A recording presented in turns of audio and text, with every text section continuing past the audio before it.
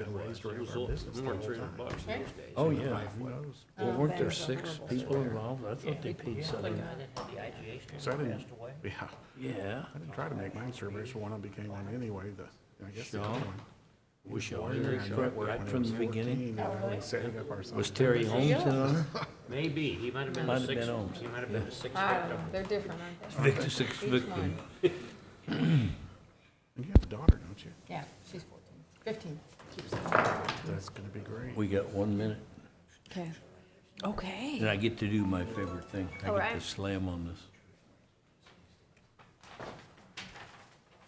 6:59 and counting.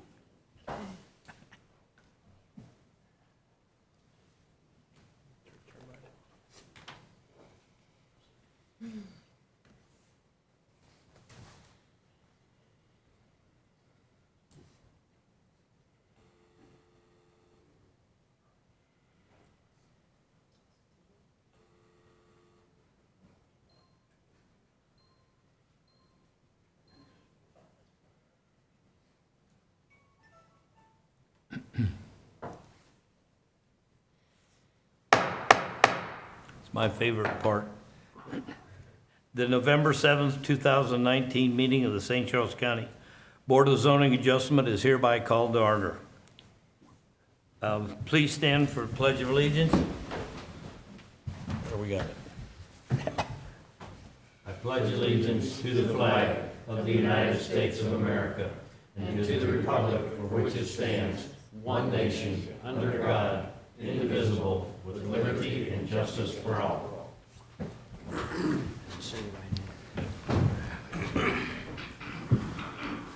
Welcome to the meeting of the St. Charles County Board of Adjustments. I am the Board Chairman, Jerry Prinster.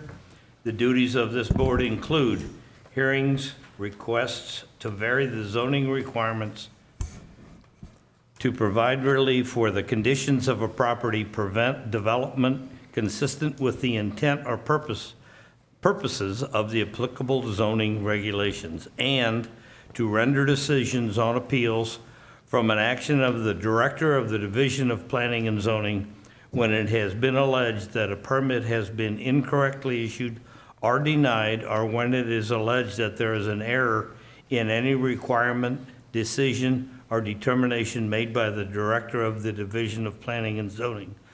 In the enforcement and administration of Article 11, FWFF-DW floodway fringe and density floodway overlay districts are the Unified Development Ordinances. Now, that's a mouthful. The board members here are citizen volunteers who are appointed by the county executive with the county council approval. County staff members are also present to assist with these proceedings and advise the board. At this time, we ask everyone to please shut off any device that'll make a noise. During the meeting, each case will begin with a presentation by the applicant, which is typically limited to 5 minutes. County staff will then have an opportunity to provide relevant information for the board to consider. Any written communications from the public will be entered into the record.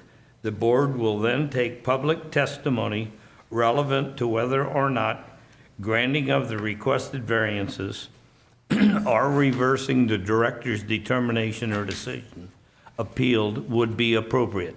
All persons planning to speak at tonight's meeting must first complete a speaker's card and hand it to the recording secretary. Blank cards are located on the podium. Each speaker approaching the podium should submit their card, state their name, and be sworn in. Testimony is typically limited to 5 minutes per speaker.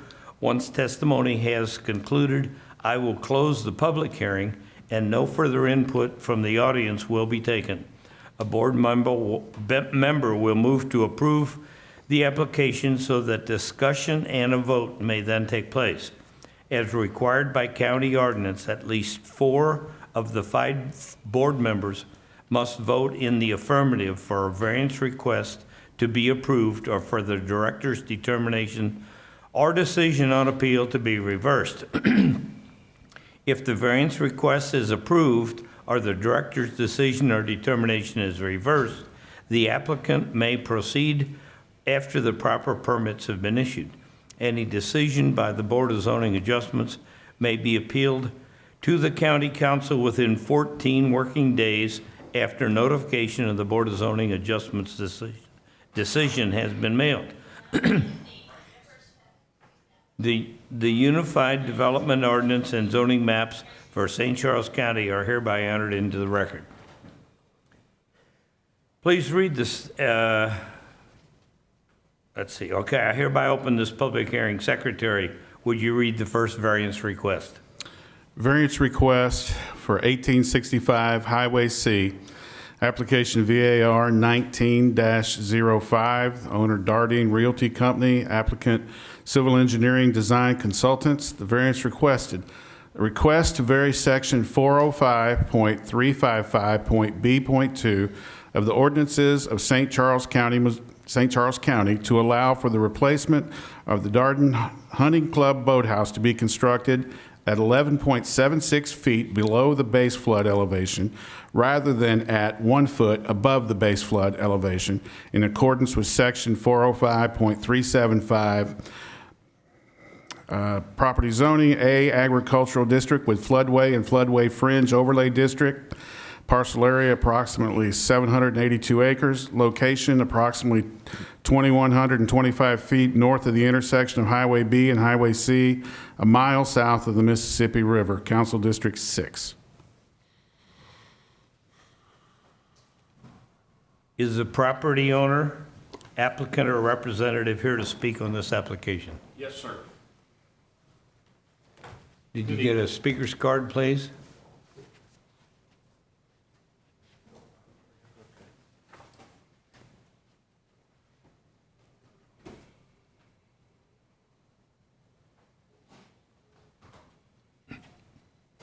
Years ago, I was at a hearing like this, and I had one of those little red dot things, and I could sit way back up here and make my point, or attempt to make my point.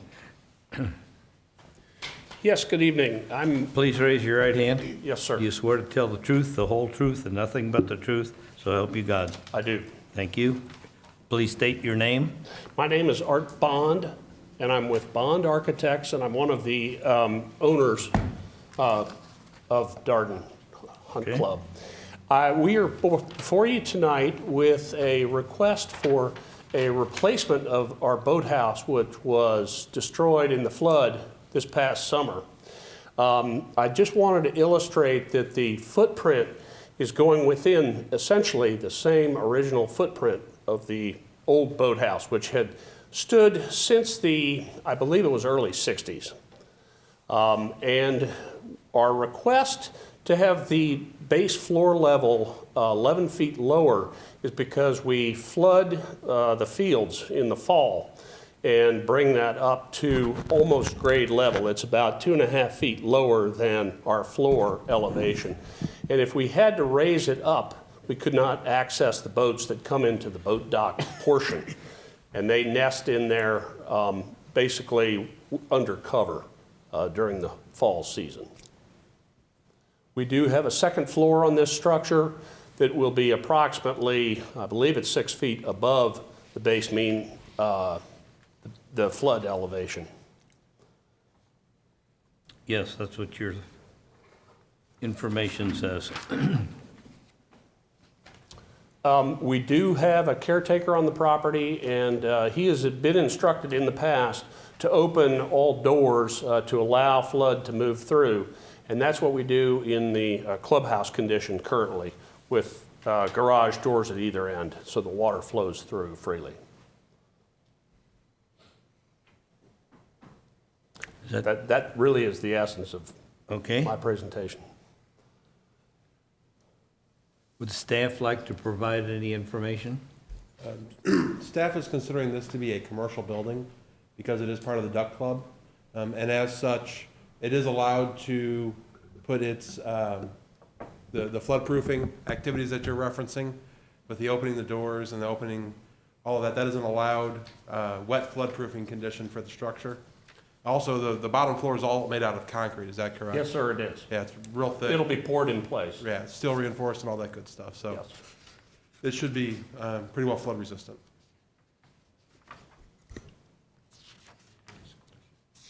Yes. It's not necessary then to have the automatic things that open in a flood in case there wasn't anybody there. If it was a residential structure, that would be the requirement, but being this is a commercial structure and they do have a staff member on site all the time, they are allowed to provide that as an alternative. Thank you. I'm assuming all the electrical and HVAC is above. Yes, ma'am. And we really don't have HVAC. We will have a radiant heating unit up in the upper floor, but we won't have anything down below. I'm assuming this is flooded numerous times in the past. It has indeed. And it was a wooden structure before, and it just worked itself loose with the wave action. And another point staff would like to add is that this is a, since the building is the same size, pretty much, it will not require any kind of no-rise certification, because they're not really changing the footprint of the building that was there before. I liked your wording where you said that it was destroyed by the boats. I assume as the boats came up, they destroyed the, Well, no, sir, we had the boats out, but the Oh, wave okay. action, basically on those wood frame walls, racked the whole building. cool. Any more questions from the board members? Has the county received any written comments? I don't believe we have. Anyone else in the audience like to testify in support or against this request? Hearing none, I will close. Oh, you do have, excuse me. Hell, you're no taller than I am. I had trouble seeing you. That's okay. Thank you very much, members of the Board of Adjustment. My name is, You'll need to fill out a, yeah, I'm in the Got it. process of Okay, doing that. thank I'll you. make sure that gets done. okay? Because I'll probably testify in the second application also. My name is Arnie C. A.C. Dinoff. I'm a, Hang on. Swear. Yes. Needs to be sworn in. Please raise your right hand. okay, Do you swear to tell the truth, the whole truth, and nothing but the truth, so help you God? yes, I do. Thank you. I'm a resident and county public advocate, and I live in O'Fallon. If I read the staff report, the staff's recommendation was a denial, and it was denial because it's in a floodplain in a flooded area, and I understand that. I really don't have a problem with this since it is a replacement with a similar footprint. However, I do have some concerns. One concern is the trash dumpster. If it's going to flood on an annual basis, I want to make sure that the environment is protected, that trash dumpster doesn't float away, and that there's some responsibility put on the property owner to either put that in concrete or to make sure that container doesn't flow downstream and cause damage to somebody else's property. The other thing is the trash inside that dumpster when it floods. And the other thing is the outside storage of certain things, like drums, some of the things that they use at the Duck Club. They might use oils and gasoline for the boats. I want to make sure that our environment is adequately protected in chances of floods. As we all know, this property floods almost annually, at least the last 5 years. And so it's time that this county has some strict requirements on cleaning up our environment afterwards, and also prevention of those type of things with the trash dumpster, any debris or any supplies that this Duck Club may use. So I'd like you to take that in consideration and put some conditions on there to take care of those in the future floods. Thank you. Thank you. Staff would Staff like- members, is that outside the purview of what we're here for tonight? I mean, you know, when I was down there on a sheriff's department deal years ago, you know, propane tanks were floating, almost every dumpster in the north end of the county was We do floating. have provisions in our county ordinance to anchor things, Yep. but the floodwaters, they knock things loose.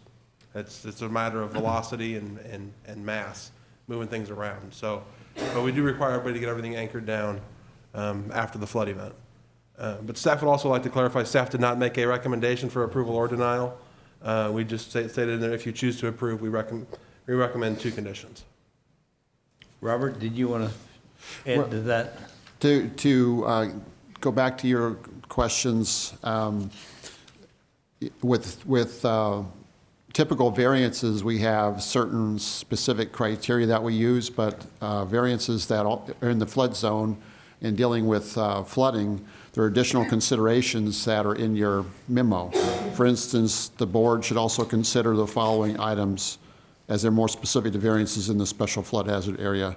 The danger that materials may be swept onto other lands to the injury of others, the danger to life and property due to flooding or erosion damage, and et cetera. So I would say that if there's anything, because of the nature of the application that you see that deals with these matters, that you could address those as part of conditions.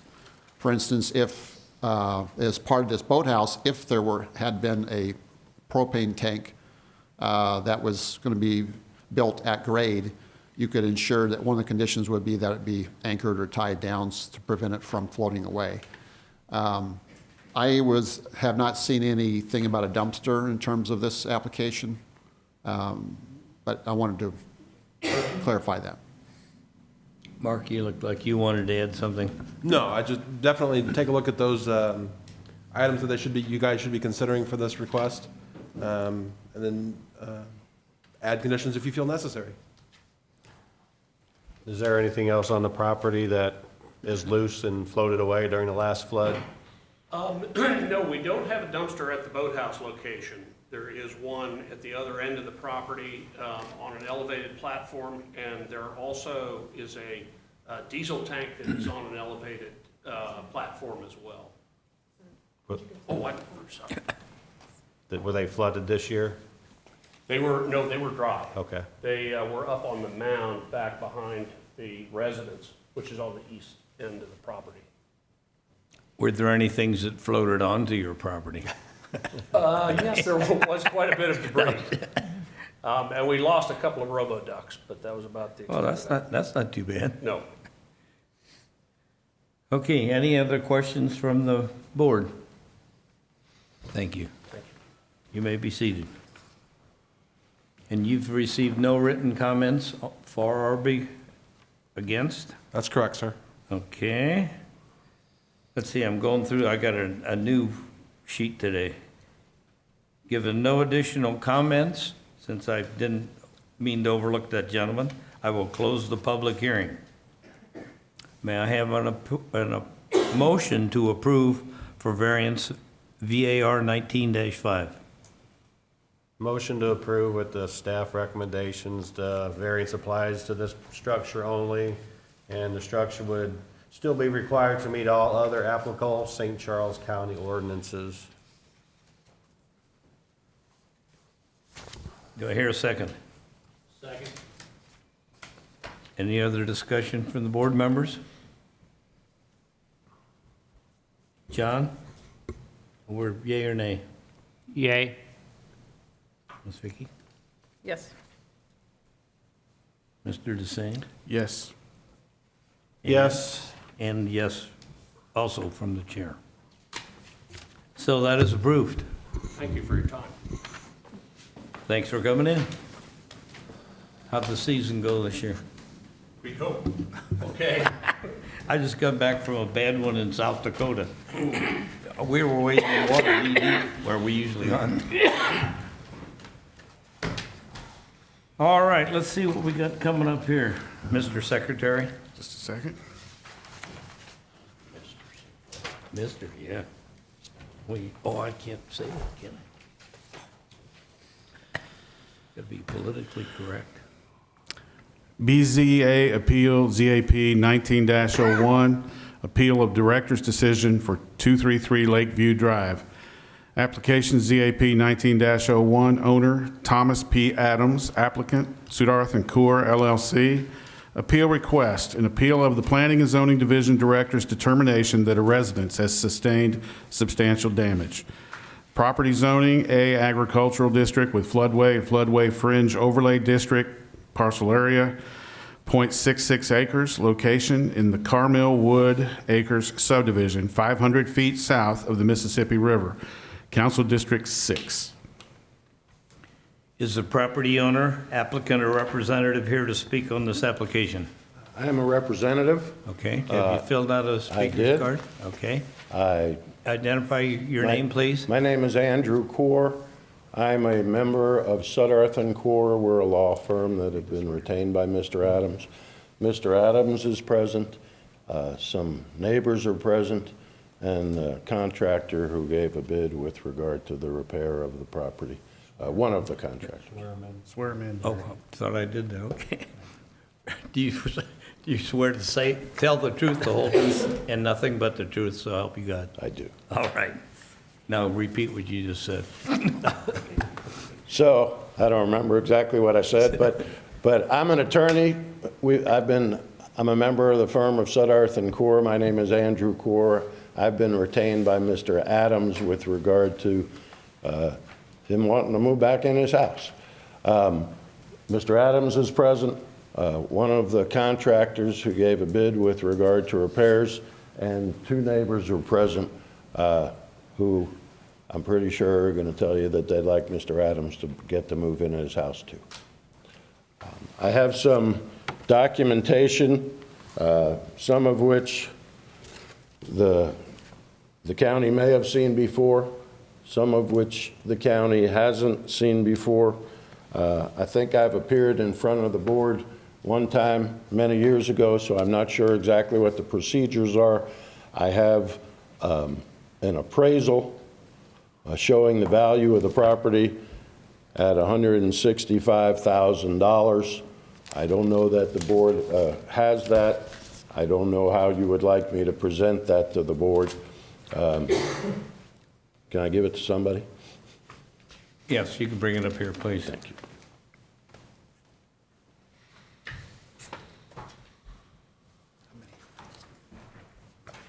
Thank you. How many copies are there, sir? I only have two.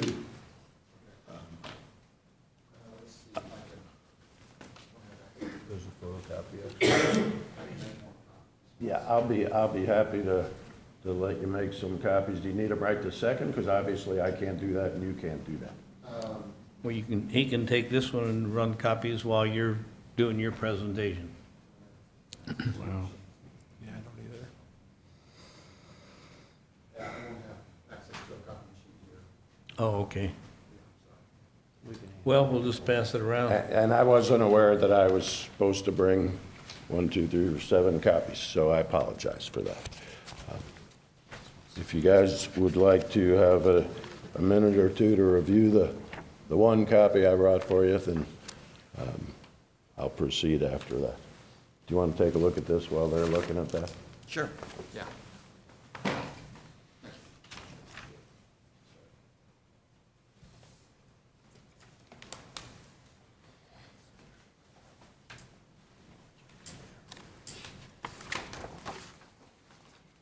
When was the appraisal done? When? Yeah, Yesterday, okay. maybe 2 days ago, but.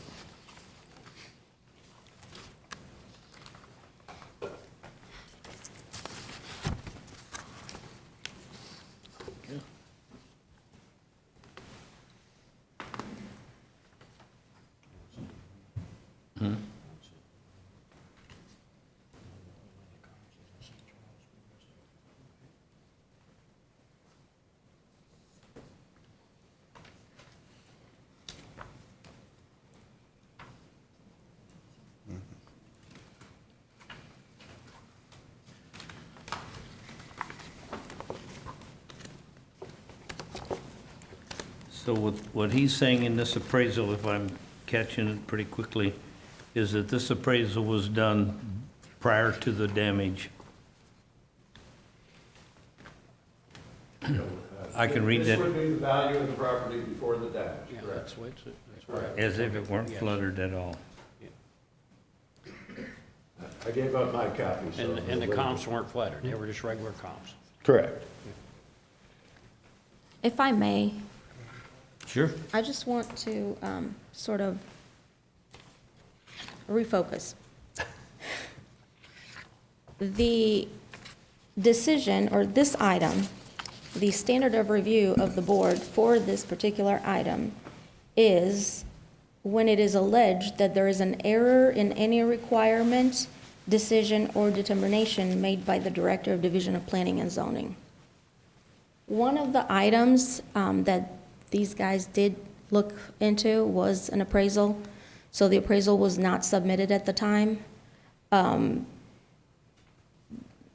don't know if you guys feel comfortable to consider this appraisal kind of on the fly, or just take in what the gentleman has to offer, and then let us, or let the Community Development Department reconsider their guidance to you guys. Well, and I don't have a problem. So I got a letter from whoever I got a letter from about a week ago that this hearing was tonight. And we got the appraisal that I would submit to the board would be, would have already been seen by the department. But I don't know when the next meeting is. I'm not trying to sandbag anybody, but I also know my client would like to begin to make the repairs necessary to move back into his home, and he can't do that until you guys agree with us or disagree with us and we move to the next step. Again, I'm not trying to sandbag you guys. I'd be more than happy to continue this. I don't know when your next meeting is. My client would like to get back in his house. Just so I'm clear, this is an appraisal of the house before the flood damage that was just done 1 or 2 days ago. So this is an appraisal of what the home would appraise for in proper condition. Back in March-ish, March or April, when the flood started? I don't have the appraisal, I gave that to the board, but it's prior to flooding.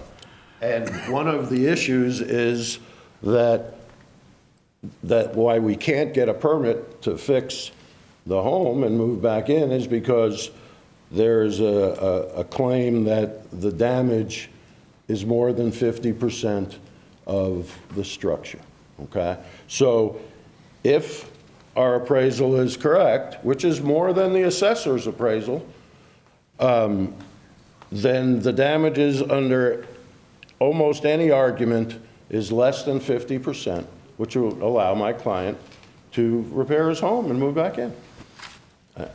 So we're talking about just one estimate, though? Yeah, so there has not been more than one estimate to furnish for us to look at, like 3 estimates, so that we'd know that it was possibly in the ballpark? That's correct. Okay.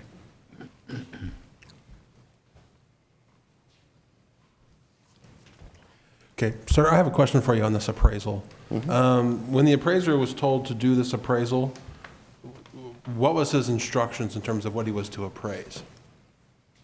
Was it the property, all of the buildings and the house? I believe it was just the property, Tom. Yeah, thank you. Drop that in there and get sworn in, Tom. Please raise your right hand. You swear to tell the truth, the whole truth, and nothing but the truth, so help you God. Yes, sir. Thank you. Please state your name. I'm Tom Adams. Okay. And you live at I 233? live at Or 233 did? Lakeview Drive, Commonwealth subdivision. Okay. I disagreed with the value that St. Charles County put on my home. So I asked the appraiser to come in and do an appraisal of what my home would be worth without the damage caused by the flood, prior to the flood. Tom, I think the question, though, was this outbuildings? And property? Yes, sir, it was. Okay. So for our purposes, when we do a value on the house, the value that we used was for the structure of the home only. It did not include the land, and it did not include any of the outbuildings. That's what the assessor gave us for a value. Can I comment on that? Sure.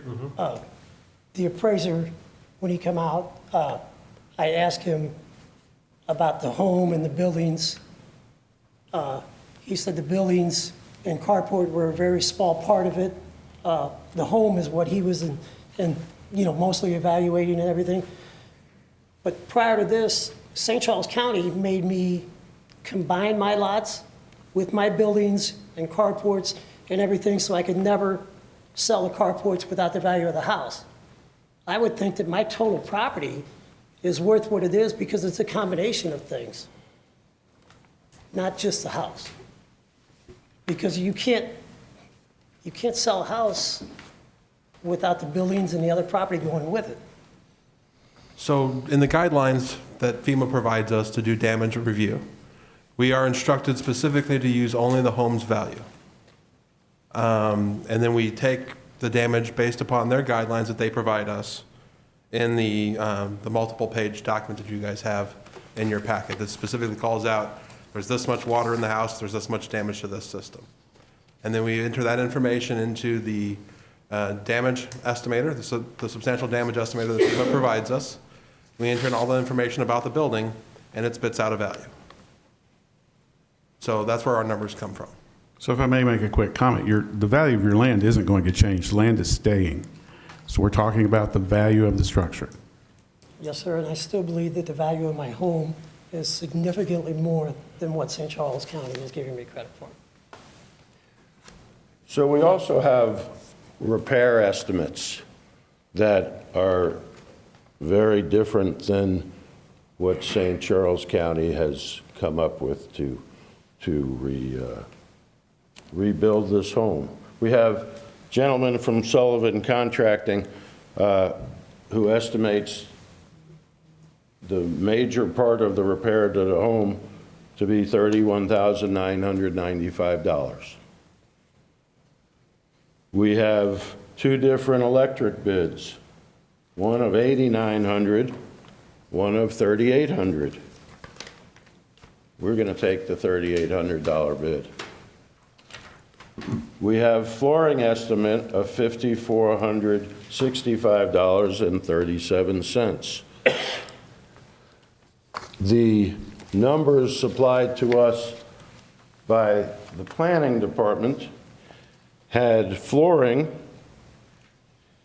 at $13,200. They had... The information that I have here, my numbers aren't coinciding with what you're saying. We got electrical done by the applicant at $4,100 and done by the county at $4,115. Well, I wasn't just talking about the electric, I was talking about the flooring. Okay, floor, you've got $4,200, and this is $13,201 from the county. And that's all, This is all they're making. right, this is all part of the estimate of $31,000 from Sullivan Contracting. The flooring, what I'm saying is the flooring is $9,000 more by St. Charles County than by our estimate, okay, that you're using or the county's using, okay? A lot of these other items are contained in the $31,995 that is in the Sullivan Contracting LLC estimate. The bottom line is that our total damages or total cost to repair is $32,000. It's not $106,000. And then we also have an engineer's report that indicates, and I don't know if county has this. Do you have this? Okay, good. This indicates there's no damage to the foundation, there's no damage to the superstructure, there's no damage to the exterior finish, there's no damage to the windows. There are some missing doors, which are contained in this bid from Sullivan Contracting of just under $32,000, but no other damage to the doors. I believe that our appraisal of $165,000 is an accurate appraisal, and our estimate of $32,000 is well below the 50%. I think that the fact that none of these structural issues are required to be fixed supports that estimate. And the fact of the matter is that that's well below 50%. And it's even well below the 100, I believe it was just over 100,000 that the assessor said that the home was worth. We're still below that 50%. I got a Yeah. question. So did you repair the septic system? Well, so And how much did we spend for that? $1,400. Any reason why we didn't get any permits? Because I don't always have great control of my clients.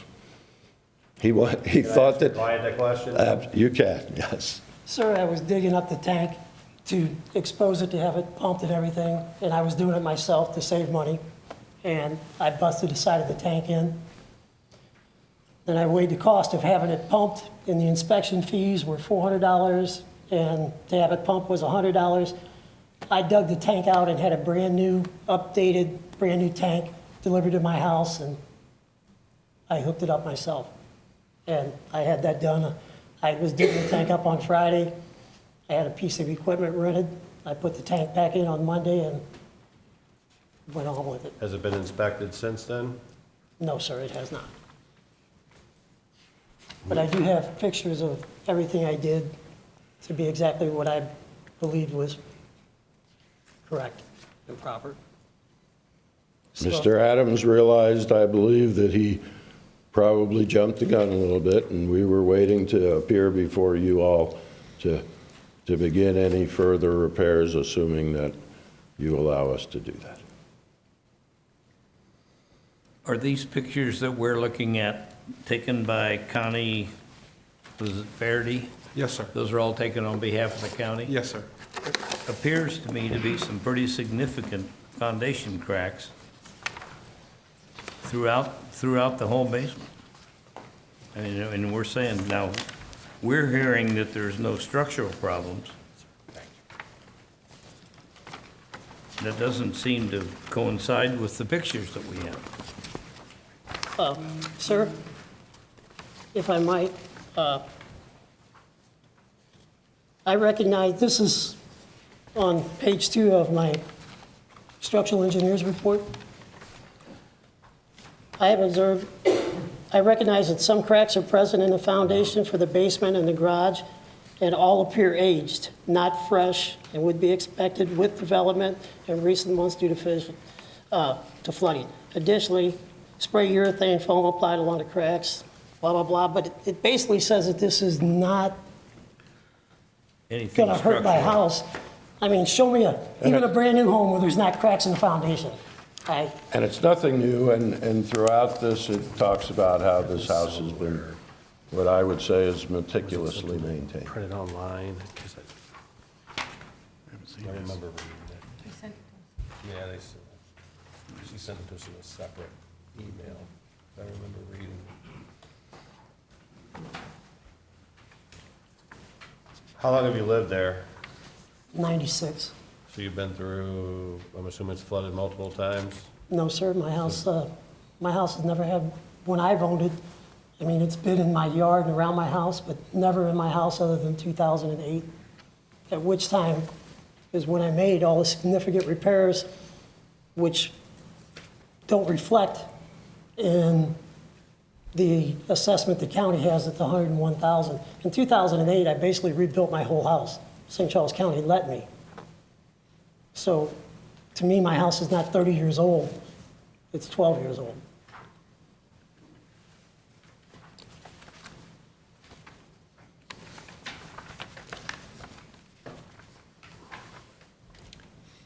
Andy, anything else you'd like to say? Not at this time. Okay. Sir, I just want to get back in my house. I noticed that the house next door has all new plywood put up on the lower level. Was it damaged as was yours? His number on that house was 19% damage. I sold that house 2 or 3 years ago to Clayton Jones. It was elevated prior to any of St. Charles County's rules. I believe in '93 to have water upstairs, but that is a stick frame house that he's having to rebuild. I mean, I'm on a concrete foundation, and he had 19% damage and almost 9 foot of water on his first level. And I'm at 100% damage with 42 inches. And I realized they inspected my house when it was dirty and nasty, but St. Charles County never even come out and offered or come out to look at my house again. They just said no. Well, somebody took all these pictures for the county. County took those pictures on the first inspection. And when I went back in with my structural engineer's report, and I said that this was not all damaged, Connie Faraday is a great lady. She writes tickets for not having your grass cut, but I don't think she has a structural degree that my engineer does, or the ability to look at my estimates. Okay, thank you. Thank you. If you'd like to hear from Mr. Sullivan of Sullivan Contracting, he's here. We will ask if there's any other comments. Thank you, sir.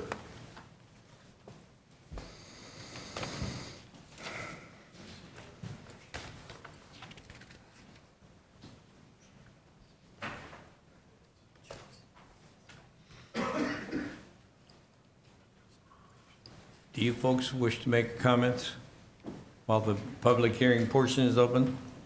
Oh, we'll get Mr. Sullivan first. Come on. Thank you.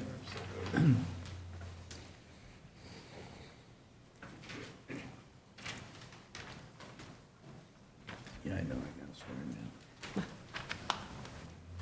Please raise your right hand. Do you promise? I'm telling you, I'm having real problems. Swear to tell the truth, the whole truth, and nothing but the truth, so help you God. Yes, I do. Thank you. Please state your name. James E. Sullivan. Okay? Proceed. The only thing I was wanting to talk about was like the real estimates and the real prices of what this can be done for. And that was the estimate that I gave Mr. Adams. I know you mentioned about how you go by how much water is in the house and you plug it in and put all that information in the computer and it spits out those numbers. But like the price for flooring for one, that's such an elevated number on their estimate was $13,000 some dollars. I've built some pretty big houses and don't even spend $13,000 on flooring. And this is a 1,300 square foot house, and we had all ceramic tile that we'd put in the kitchen and stuff, and carpet. But I can get carpet installed for $2 a foot, carpet and pad. So the price of $13,000 that the computer spit out that number, that's just one of the numbers that we had. Yeah. And then the interior finish, the county had it at $16,000. And there again, I mean, we're only needing the drywall, the walls, mud, paint, and then the trim. What about mold? The house has already been, it was gutted out right after it was done, or right after the water went down. Mr. Adams went in and already had gutted the whole house out. Okay. So it's aired out.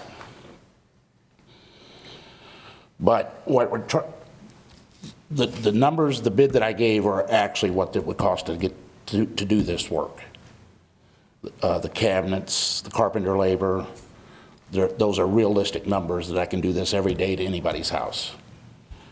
And, you know, the computer gives the county their numbers, but as you can see, the difference between my bid of almost $32,000 and the county of $106,000, somebody's got to be way off there. And that's just what I'm here to talk about, is just the reality of what it would actually take to do this job. Was there any damage to the roof? No, sir. Isn't part of this? Yeah, it says roof structure, floor joist, wall studs. They left roof covering as zeros. So they didn't claim anything on that, but they did the sheathing, wall studs, floor joist, and roof structure of $22,000. but there's no damage to the exterior of this house. It had vinyl siding. So there's no damage to this structure. Basically, the house could be rewired, insulated, and drywalled, and it would be back like it used to be. There's a lot of the county's numbers that if you were to take off or actually use the realistic number, it's going to get down closer or less than the 50% total damage.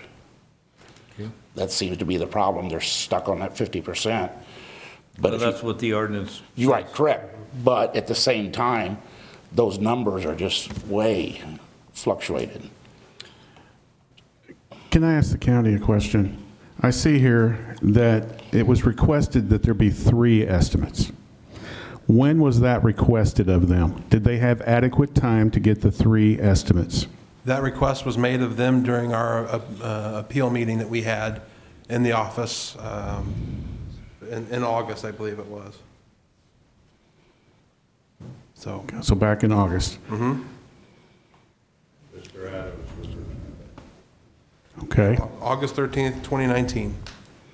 When does Mr. Adams think that the county requested 3 estimates? Please come to the microphone. Sir, I walked into an informal meeting with the information I had to review what I had, and they basically come back and said, no, you're done, your damage is what it is, this is what we're going off of.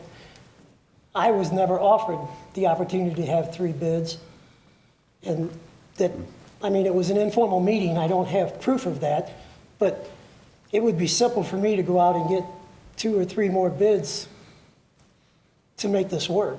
I mean, it's not that hard. If I had known I'd needed all 3 bids, I'm sure I can find 3 more contractors that are gonna be substantially lower, just like my electric contractors. You've got 2 written bids there. One was for $9,000 and one was for $3,800. No, I'm talking about the bids. No, yeah, he's talking about the bids. And sir, I mean, right there, that's almost a 50% difference in just different companies and who you contact. I believe that do all we these have numbers- different documents? This document I'm looking at says the electrical bid from your man was $4,100, and the county's estimate was $4,115. It's the same document. Are the, Sir, I had 2 contractors bid the work because Jim doesn't do electric, has to be licensed or whatever, but I had 2 contractors bid the work, and those were just our 2 bids. But it was an example of how much difference there is in companies. And it's like a $5,000 bid or a $4,000 bid, but every time we take $1,000 off of something, it's letting me stay in my house. Do we know how, for the county, do we know how this FEMA program spits out the numbers? We do. Yeah, so the county uses a program called the Substantial Damage Estimator 3.0, and it asks us to input a number for replacement value per square foot. We went to the Marshall and Swift book, which is a nationwide book that we use, and it says on average, the replacement cost for a single-family home in our county is $122.46 a square foot. We input that value, it gave us a replacement cost. That replacement cost is then filtered in, if you take out your substantial damage estimate packet this here. If you look on page 4, you will see the element percentage, which is the second column. That gives, FEMA determined that these are the percentages of the total replacement value that each system costs.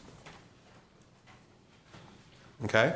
And then we entered the percent damage column based upon their table that they submitted to us saying, you know, based upon this many inches of water in the house, this is how much it's damaged.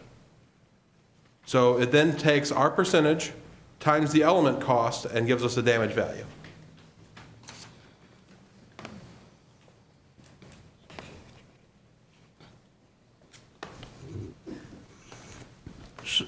I get hung up a little bit on, here's a man that's given an actual written bid, and we're comparing it to Marshall and Swift's. I was a commercial real estate broker for 54 years here in St. Charles County. I used Marshall Swift and Swift many times, but if I had an actual written bid alongside of me, I wouldn't have consulted. So. And I understand where you're coming from and what the guidelines have to be. Yeah, FEMA tells us that we have to create a substantial damage estimate packet for every structure. And then that is our controlling document, unless there are other documents provided that can counter this, which is his insurance packet, which we got, which was approximately, I believe it was $91,000, that his insurance said that the property was damaged. And then he provided us the engineering packet, which his engineer said that the property was damaged at $68,000 roughly. And then he provides us one contractor's bid at $31,000 or whatever it was. 32. 32. So, and we did ask in that meeting for 3 copies, or 3 different bids, like we've done in every one of the appeal meetings that we've had. And he did not provide those to us. And we've still got an appraisal at $165,000, which puts us under 50%. But that's for the whole property. Yeah. That includes the value of the land. And outbuildings. If I could make a Robert. point about that. In reviewing this, the new appraisal, it notes that using what's called the cost approach, they use a couple different approaches, but one of them was the cost approach.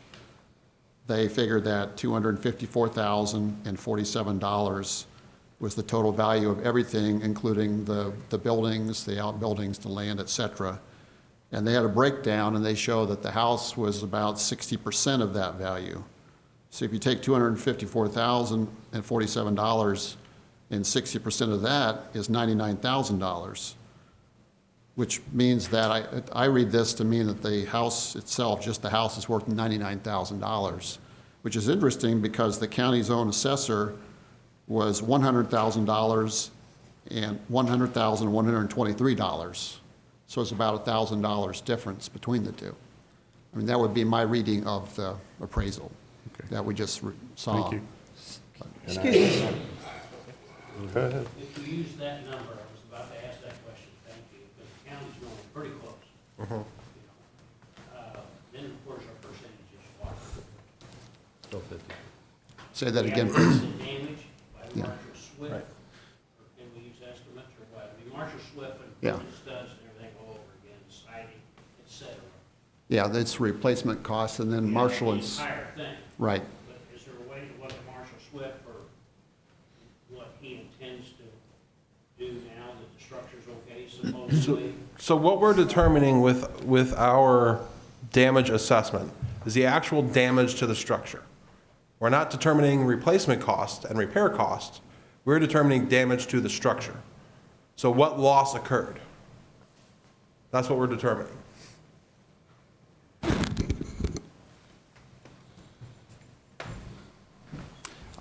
In my letter, I appreciated very much the contractor's estimate, but I also was concerned that it was incomplete. For one thing, for instance, the septic system. It's a small lot, it's less than a quarter acre, so a septic system on a lot like that is typically pretty expensive, just because, you know, normally 3 acres is required for a typical septic system, and these small lots require a much more expensive one.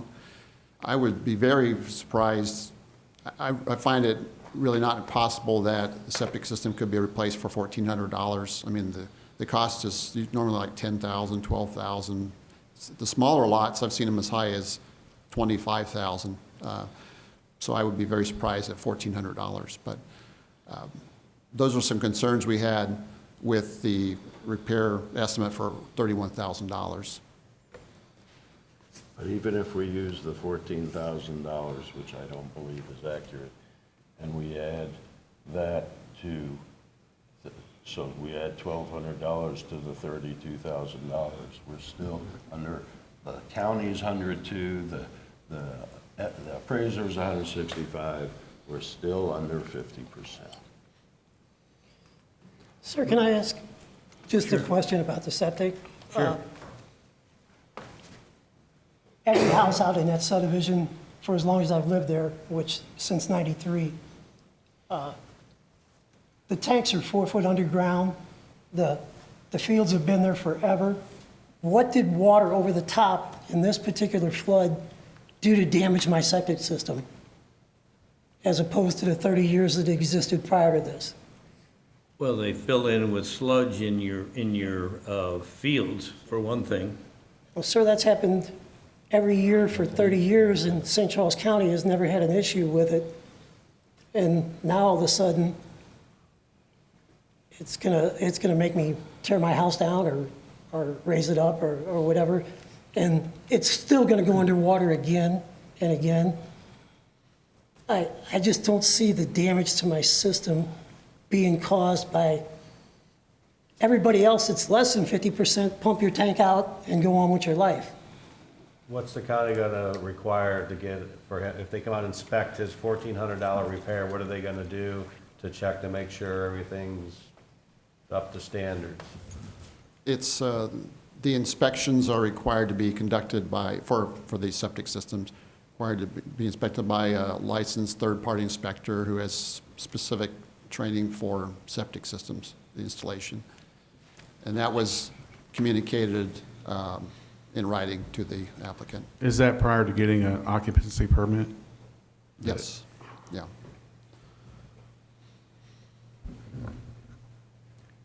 When we were talking before about values, and Andy keeps bringing up the appraisal, which is not comparing apples and apples if you're comparing, including the ground and the buildings. But Marshall and Swift is giving us that $122 a square foot as a replacement. In my opinion, there's a lot of difference in replacement and repair. And Jim's saying we can repair this accordingly if he's got the engineer report that says the building's not structurally damaged. There'd be more repair than replacement, at least in this conversation we're having. Right. So FEMA gives us the guideline that we are to count all repair dollars in today's dollars, like it's a new repair. So that's why we use the Marshall and Swift values for that. But that's replacement, that's to build it, that's not to repair it. But that's the FEMA guidelines that we use. Oh, okay. And that's dictated to us in order to qualify for Correct. whatever we qualify Correct. for. That's Okay. for us to participate in the NFIP, yes. Sure. Andy, anything more from you or from Tom or Jim? I don't believe so. No, I don't believe so. Other than, just to reiterate again, the Marshall and Swift, I know that's what you say you have to use, but those numbers just aren't what actual numbers are. I mean, I know you only have my one bid, but there's other contractors out there that do the same thing I do, and they're gonna be closer to my bid than what the Than to county's that bid. one. Than the county's bid. Okay, This- thank you. yeah. Let's go sit down. Thank you. Anyone else who wishes to comment on this request?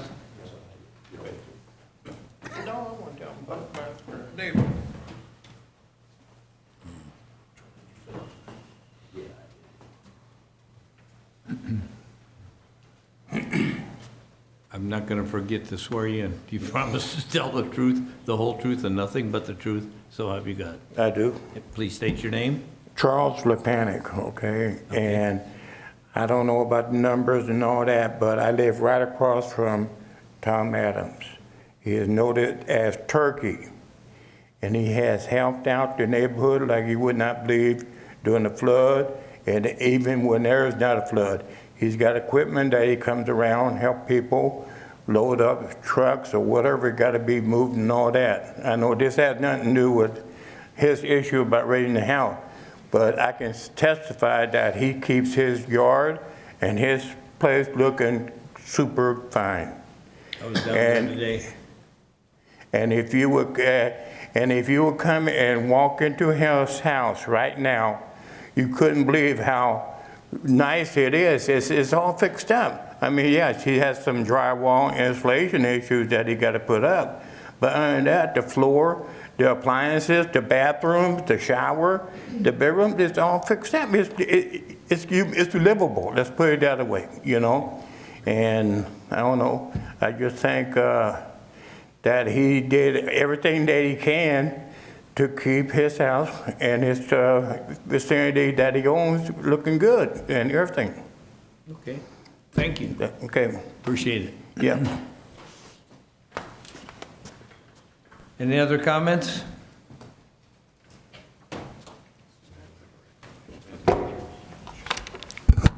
You're still sworn in. Okay, sure.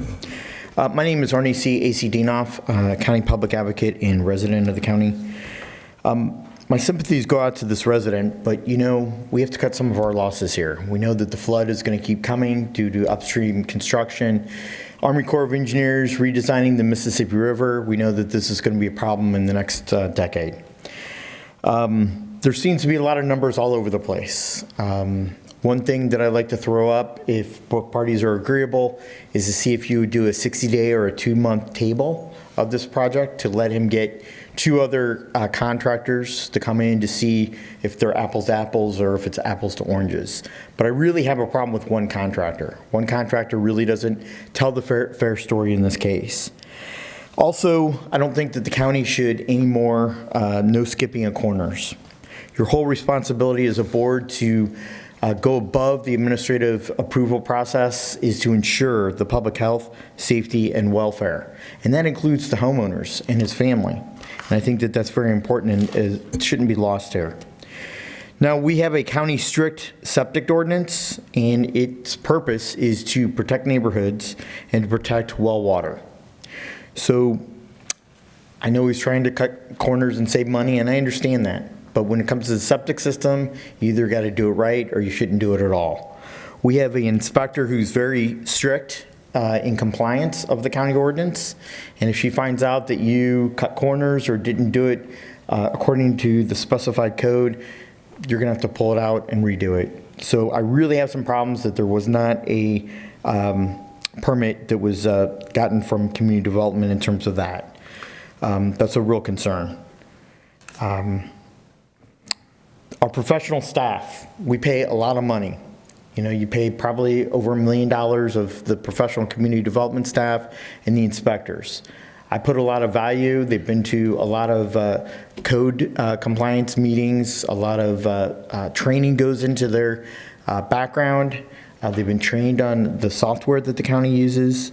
And I would ask you put a great deal of faith and weight in your decision of what the staff recommendation was in this case. The bottom line is everybody needs to protect the health, safety, and welfare of this homeowner and his family. And the bottom line comes to, should this property be raised or not? I think it should be raised, and I think it should be raised to ensure and protect taxpayers from any more FEMA payments or costs, and insurance rate payers. As you all know, the private insurance companies, they take their rates or losses and through state by state, and then they either raise or decrease according to what the damages and what the claims were during that year.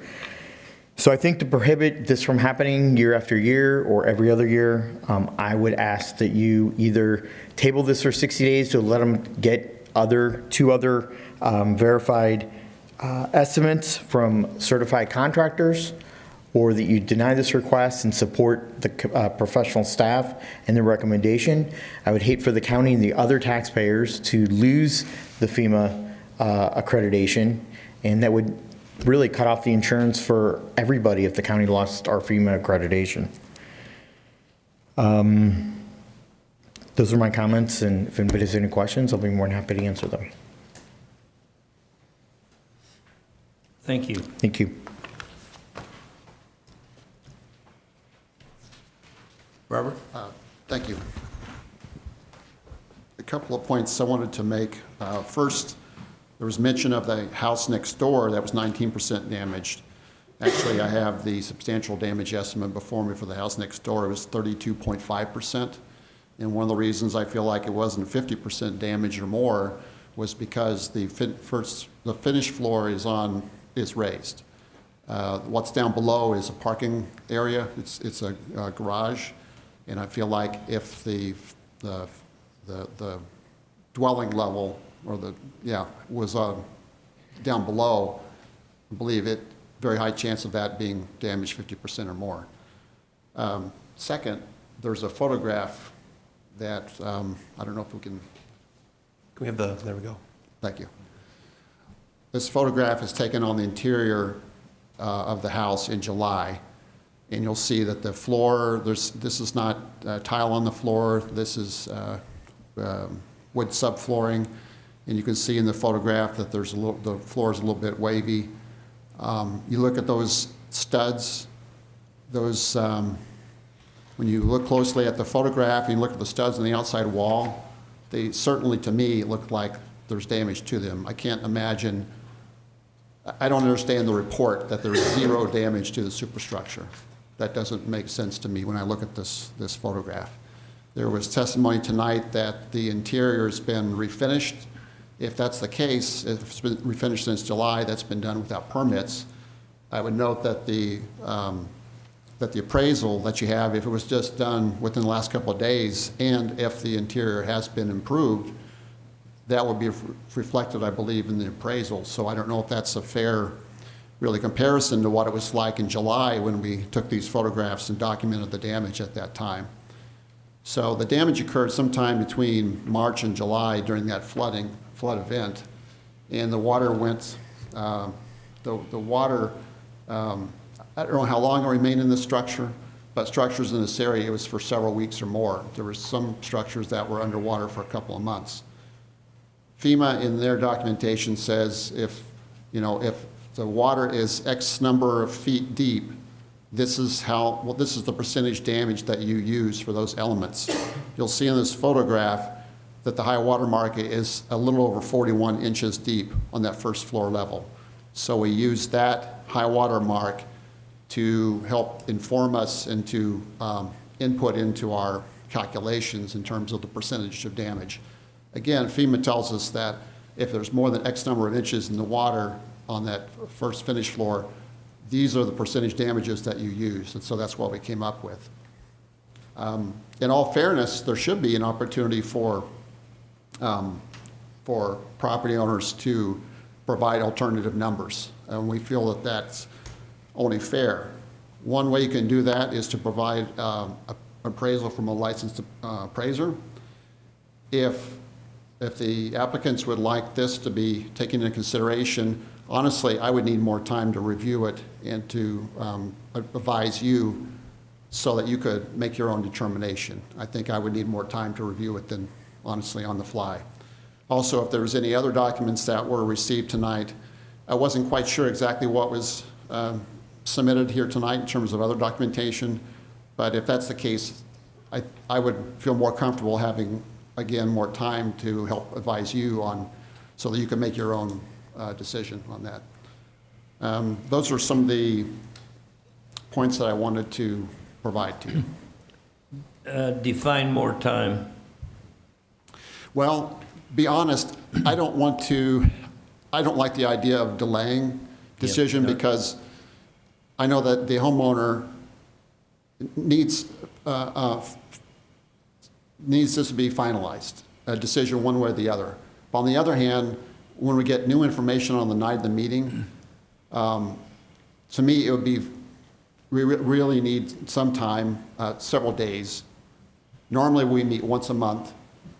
And so, for instance, if you met at your next regular meeting, that would be more than sufficient time to provide you with feedback. When do they have to have their info in? Say, if you say we want 2 more bids, when do they have to have the info in to you for the December meeting? Hang on just a second. Sorry. Yeah, I know it's a few. Because I think this is too high, I think this is, both of them are.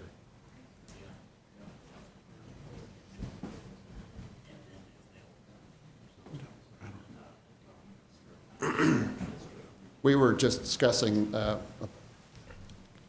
point having to do with this, which is, based on the record and based on the information we had at that time, was this decision in error?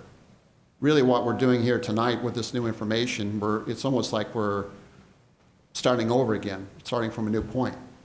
So I guess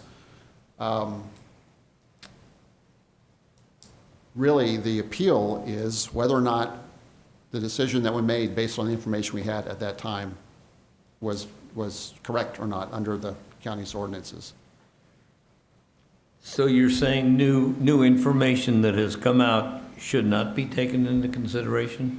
I mean, if that were my house, I wouldn't feel that way, I can tell you that. Well, what I'm wondering is, I guess we could newly consider that, but just in terms of the appeal that's before you here tonight, it's really based on, was there a incorrect determination made throughout this process?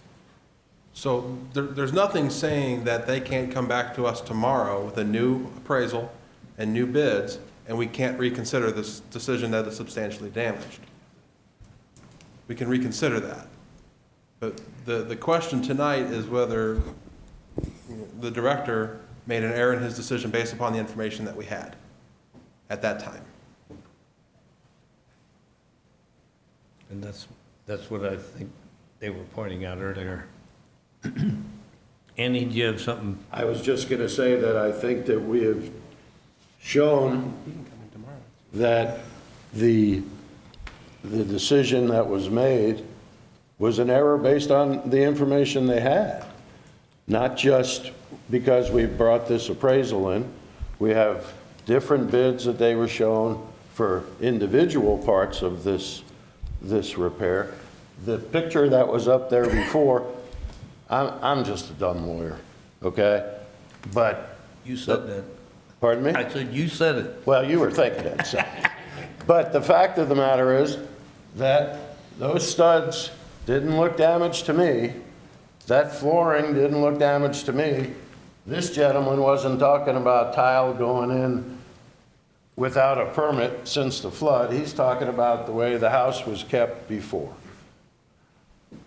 The fact of the matter is, with the numbers we provided, it doesn't get to 50%. And while I understand there are all kinds of regulations and computer programs and all kinds, and 41 inches means that you got to pick this number and all this nonsense. These are human beings we're dealing with.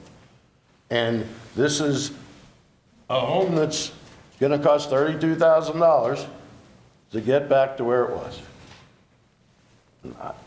I mean, I'll get you all the estimates you want. I'll get you all the appraisals you want.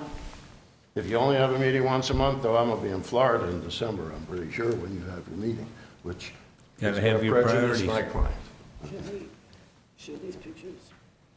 This is pictures that were taken Tuesday. If you go to the appraisal, Well, now let's go back though. When their decision, we're here to determine whether their decision was right or wrong.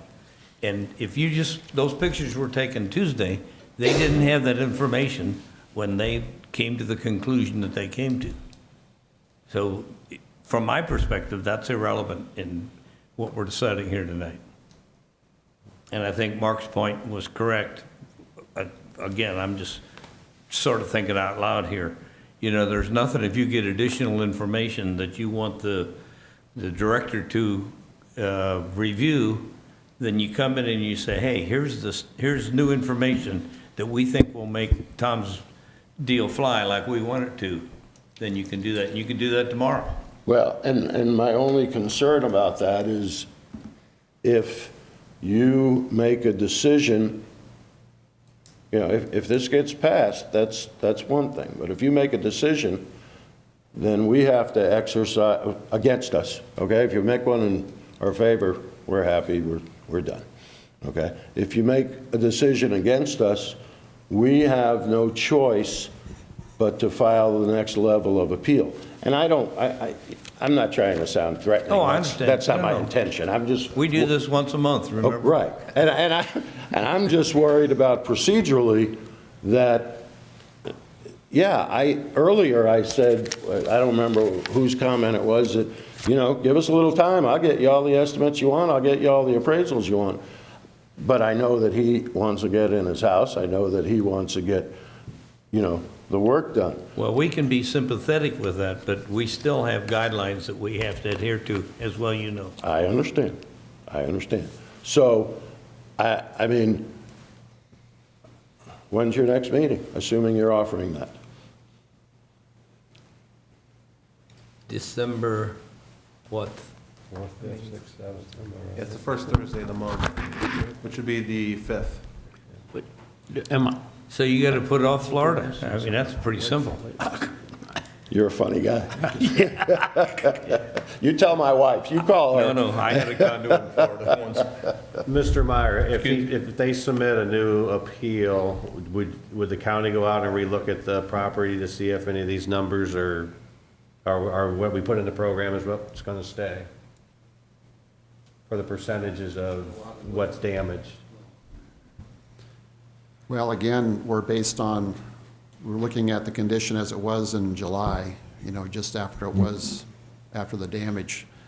So that's what we're really getting at. Was it damaged more than 50% back between March and July? I might add one thing that we didn't even address in this memo, but the damage of 50% is actually taken over 5 years. And so we actually look back, we keep track of repairs over a 5-year period. And if the repairs done, for instance, on a building over any 5-year period is more than 50% of the value of that building, then as part of additional repairs required to be elevated if it's not elevated. So we're just talking about one event here. But really, by ordinance, we look at a 5-year period. So. But in your statement, you also said this piece of property had no previous history with you guys. So there weren't repairs evidently that needed to get permitted from your department. Is that a reasonable assumption on my part? We don't have, as part of this report, any repairs in the past 5 years have been added to that. No. We don't. Any repairs, but anything they had to come to your, for a permit, for permitting, would that not have come through you? Permits, yes, definitely come through Okay. us. Now, I'll give an example.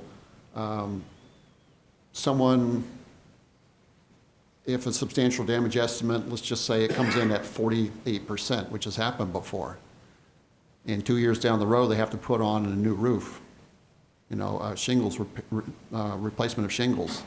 Unfortunately, that puts it over the 50%, and the structure has to be elevated. That's the level that it gets to. Okay, I'm So not even- going to You got argue. more cojones to go tell somebody that just got their roof done, they need to put their house higher.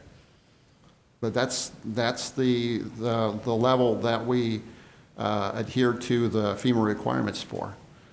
And all of this is to help us qualify for disaster assistance. Because FEMA says that if the federal government is going to provide disaster money, and the county was, by the way, there was more than $200 million worth of damage done in St. Charles County in 2019 flooding, then you have to abide by the federal government's development requirements. And so that's part of this program. And we're asking you to abide by the elements, and we're showing you the proper numbers that don't put us over 50% of the value of the house. So if I was at 49%, I'd be living in my house right now. It would already be repaired and I'd be home. And I don't understand what 1%, one way or the other does. But Has to be a for an break, answer, there has to be a break point somewhere. for an answer, sir, no, there has been no repairs or any damage on my house in the last 5 years. No permits issued, nothing. How far does that go back, Robert? Forever or just a short term? The aggregate of? 5 years. 5 years, Yeah. okay. Okay, I have no further comments from the public. I'm going to close that portion of this hearing. Oh, we've got more. I'm sorry. I'm not trying to cut you off. That's okay. Probably not much anyway. It's just in, Yes? Yeah. Please raise your right hand. Do you swear to tell the truth, the whole truth, and nothing but the truth? So help you God. I do. Please state your name. Cheryl LePanic. Okay, thank you. The only thing I have to say is I would give anything in the world for this man, Mr. Adams, to get back in his house. He's been out of it too long. I seen what I went through in 95 after the 93 flood, and we repaired our home. And if anybody's ever going to repair his home, this guy takes care of his place 100%. I just think he's just being treated unfair. He's awesome. And if you come out there and look, you will see that the people that do take care of their houses, there's probably about 5 of us in that group. I've been out there since 1955 as a child. Went away for a while because of my husband's job, come back in 95, moved back in my parents' house. And all of us out there in that section, you couldn't want anybody any better than him. He let him get in his house, let him fix it up. Why make such a big thing? Because he does take care of it.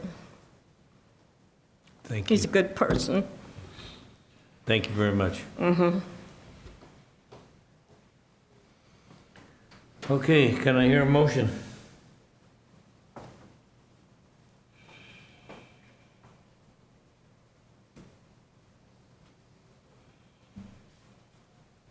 I can't make the motion. Now, our motion, remember, is to whether or not the director drew a bad conclusion. That's what we're voting on.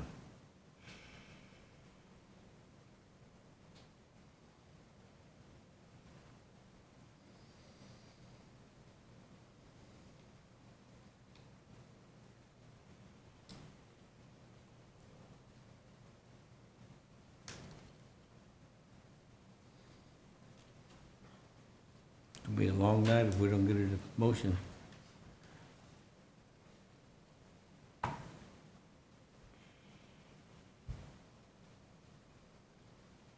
Anything anybody else needs to ask the board? Ask the staff that would help? I think I got a couple things, maybe. I don't know if it's a help or not. But if we made a condition to anything for this is hypothetical, okay? Like that we'd like to see them have more estimates, and we'd like Sandy May involved in the sewer. Make sure she approves it and they have it inspected properly, and that might be another $25,000, right? Or something, we don't know. Say, let's say, what does that do to our deal with FEMA? If we, is there any way around that, is to table it or what? None of that would bear on the decision whether his determination was erroneous or not, given the information he had. This is a non-use regulation board. This is not, the conditions upon where we go from here are not part of the standard of review for these specific appeals. So you're saying that if we uphold the staff's If you uphold- findings before, they can always come back again and They can come with back new tomorrow. information. Yes, provide all the new information, and I'm sure this is not the first time this happens, so.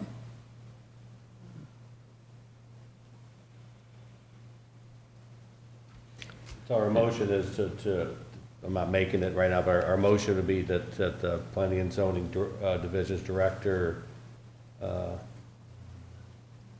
made a proper determination. That's what would be, is that? You will vote on whether his determination is affirmed or reversed, based upon whether you find that there was an error. But if it's reversed, then where? Then what do they do? Where does he go? Well, they also have the right to appeal, Okay. just like the applicant. Okay. If we affirm it, he can start over in the Right. morning. Yeah, if we affirm it, we say we If- did everything right Yeah. from the information they were given Right. At that time. at that time, yes. And then if he's gotten more data, newer data, he can reappeal. Another question for you, Robert. Since Andy is probably going to be out of state in December, could it not be a January meeting? Doesn't have to necessarily be the subsequent meeting. I mean, except that puts Tom in, It doesn't have anything to do with this decision. still staying in a motel or wherever. I believe you have to make a decision with X number of days. Now, in the past, how we've interpreted that to mean is if the request is to table it at the appeal of the applicant, then we've allowed to go over that period of days, but I think it's 45 days. So from the time that you hear the evidence, my understanding is you have 45 days to make a decision. Does it have to come back to us? If you guys agree with the new information, it might not come back. But if they don't agree, then it comes back If again. we affirm it today, don't decline it. If we affirm And it, does, things if, start in the morning. if we filed for, I'm still confused on,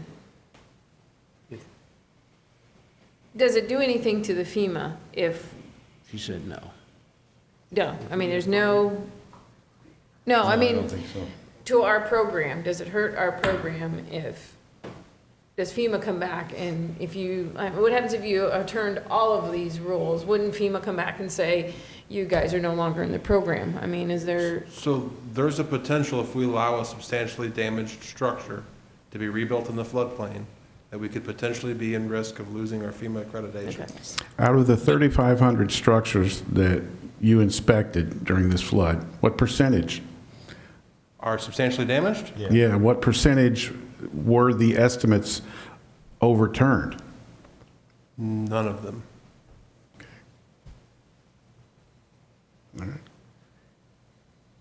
I think the chances of assuming that this thing gets through and they get to rebuild this house, FEMA's not going to yank that program out from under us for No. one or a few, quite frankly. Florida wouldn't exist. That's right. I'd be here for the next meeting then. Yeah, Well, for, if your client gets, if we affirm that they did everything they could with the information they had back on that date, we're saying, if we affirm that, you can go back in tomorrow with new information, and start over. You don't need us. Yes, but, and again, this doesn't matter, but I would have to, and I think you would agree, well, maybe you wouldn't agree, but I believe that I would have to use our right to appeal your decision or lose that right. And that is what it is. But I don't think we can just sit back and say, okay, we're gonna get you a couple estimates and have a do-over. That may end up be the ultimate result. But if you were to decide to affirm their decision, then my client has to protect his interest. didn't he have 14 days to appeal our decision? There is a time period for appeal. I think it's 14. I think it's 14 days. Is that 14 days from the date of the letter? Is that right? Yeah. From the date of, The The decision. letter from us. Yeah. I believe that's correct. that is correct. I'm not gonna swear to it. but That I is. believe that's correct. how do we assess the damage? I mean, you looked at a picture and you said it looks damaged, and they look at a picture and say it's not. How do we, I mean, do you send someone back out to look at that to make sure that, So how we determine the damage, as we don't really have a structural engineer on staff. We use the FEMA guidelines as provided to us, based upon the amount of water that got in the structure. Yeah. My point there about that photograph was that, to me, it didn't seem credible that there was zero damage to the superstructure. Right. Just by looking at it, you could see water stains, you could see what looked like mold to me, and it just did not seem credible that there was zero damage to superstructure. But I don't know again, we went by if there's this X number of feet of water in it, then this is what percentage damage it is. whichever side I was on would seem somewhat absurd to me, that if it's 39 inches, it's X amount of damage. If it's 41 inches, it's Y amount of damage. If it's 34 inches, that's not dispositive of what the damage is. But there's, But that's the guidelines. that we I have to understand. do. Just so But there are we're clear. exceptions, and that's why we have the opportunity to appeal to you, and if we need that, to appeal to the Appeal. next level. I mean, it would be easier for us to, if we had more, I mean, the structural engineer didn't give us any pictures, I mean, of the interior. I mean, we don't, I mean, alls we have is what pictures that you guys have. We have a structural engineer's report. That's the only structural engineer's report that you have. You don't have anything from them. You have some computer program that spits out things because there's 41 inches worth of water, okay?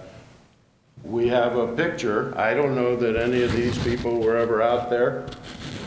They may have been, I haven't, okay? But I looked at that picture. Again, all the beams, you know, everything looked fine to me. You are charged with making that decision based on the evidence you have, I guess. And I think,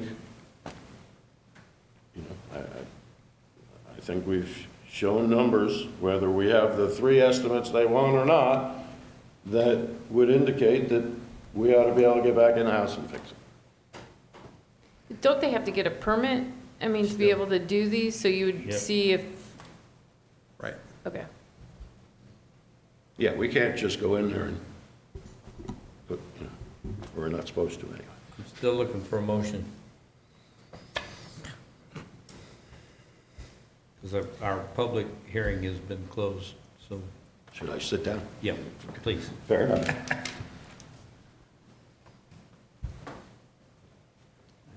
What do you think? Correct. I agree, but we need a motion to go forward. I'll make the motion that the planning and zoning director's determination was correct. Second. Vicki? Affirm. Yay? Affirm. Mr. Desane? Affirm. Yes. Yes. So you have to proceed with the next step, Andy. Understood. Thank you. Thank you. Hope we get more business. We have more business. We have to Minutes, approve yeah. the minutes. Oh, yeah, I know. Minutes in the table. Okay. Closing this, thank you. Okay, we have to approve minutes of the last meeting. Has everybody read them?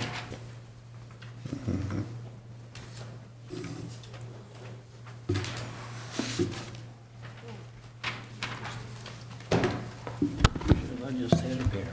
I didn't. Oh, I stuck it back in Would here. you want to mention the table Okay, item? What? September What? 5th meet. There is a tabled item There's a tabled that item you on need to the- consider before the minutes. What do we do with the table item? Yeah, I remember that. You could choose to take it off the table or leave it on the table, one or the other. Have they done anything? Just very briefly, I'll tell you that we met with the VFW applicants, and we had a very constructive meeting, and at that meeting. Very constructive? Yes. And at that meeting, we talked about a way forward, and they're going to go forward with rezoning a portion of the property, it sounds like, to neighborhood commercial district, which would include their memorial park, because the memorial park is allowed by right in the neighborhood commercial district, and they want to make an expansion of that. So anyway, that's what they're working on So presently. we need to make a motion to leave that tabled or? Take it off the Or take it table. off table? What? I don't know if it requires a motion, but only if you would take, I think only if you would take it off the table would it require a motion.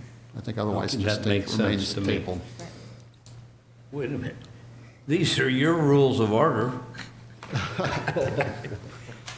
Okay, so then we're going to approve the minutes from the, I just had it here. So we're not doing anything about that? Because it's gonna keep showing up unless Okay. we do something. I think if we take All right. no action, it remains All on, right. remains tabled. For your information, they stated at the last meeting that once they apply for the rezoning, and if they're successful, then they would withdraw their application. Yes. And so I think Okay. it'll probably remain tabled until that time. Okay.